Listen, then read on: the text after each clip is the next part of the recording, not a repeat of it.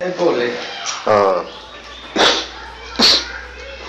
इसका मतलब मैं गलत लिखिया सी शुरू दे विच। मैं तेन पहले की गल दसना, मैं लिखिया सी लड़ गई सन एक दिन अखां, मैं भेज दी उसनू लहरा नू।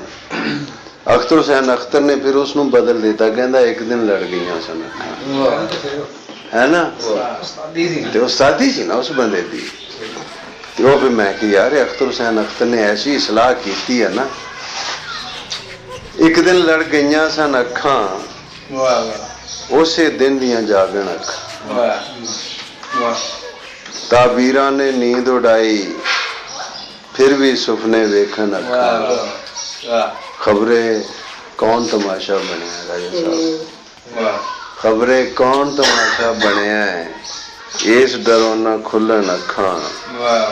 आले भोले घुग्गू घोड़े वेख वेख न रजन अखां, पिंडा पैर तुरवी जाते मुड़ मुड़ पिछे झाकन अखां।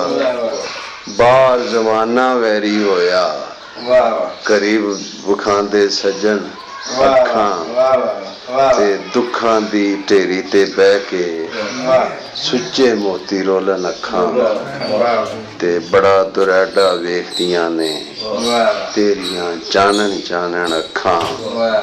मेरा दर्द वंडावन आया है फिर क्यों तेरियां हसन अखां। मेरा दर्द वंडावन आया है फिर क्यों तेरियां हसन अखां।